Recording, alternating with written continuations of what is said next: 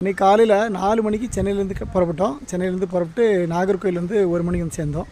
இங்கே வந்து மாமனார் வீட்டில் வந்து நாகர்கோவிலில் வந்துட்டோம். வந்துட்டு தோட்டத்துக்கு வந்துச்சு. தோட்டத்துக்கு வந்ததுக்கப்புறம் அங்கே வந்து இது வந்து செந்தழுவன் வாழை மரம் சின்னதாக இருக்குது. இதெல்லாம் குட்டி ஏற்கனவே வந்து வெட்டினது வந்து தழுத்து வருது. இது வந்து கத்திரி செடி வந்து பூ வந்துருக்கு. பூ காய் எல்லாம் அப்படியே வந்து ஸ்டார்ட் ஆகுது. இதுதான் பூ. இந்த இடத்துல இந்த இருக்கு இல்லையா, இதெல்லாம் பூ இருக்குது. கத்திரி செடி தோட்டம், சப்போட்டா,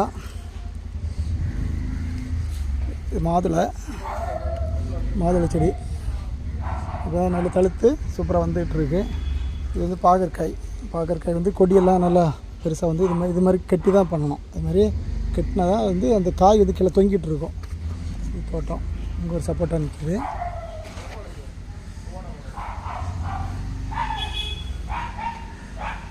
பப்பாளி, இது ஒரு பப்பாளி. இங்கே வாழை மரம்.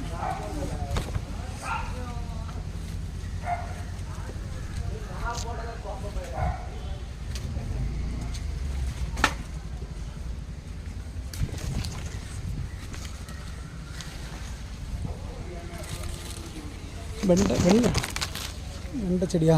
ஆமாம், வெண்டைக்காய் நிற்குது.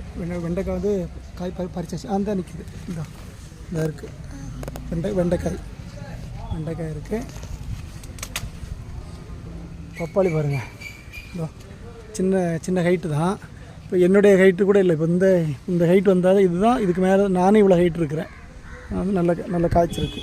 இப்போ வந்து பப்பாளி வந்து சரியாக காய்க்கிறது கிடையாது. அது வந்து எங்கள் ஊரில், அதாவது நாகர்கோவில்லையும் சரி சென்னையிலையும் பப்பாளி மரம்லாம் சரியாக வரமாட்டாங்க தோட்டங்கள்லேயும். இது பரவாயில்ல, சின்னதுலேயே கழிச்சிருக்கு. ஹைட்டு பாருங்கள், ஒரு 1 ஃபீட்டு தான் இருக்குது. தரையிலேருந்து ஒரு அடி தான் இருக்குது. அது காய்ச்சிருக்கு. இந்த மண் நல்ல மண், செம்மண்.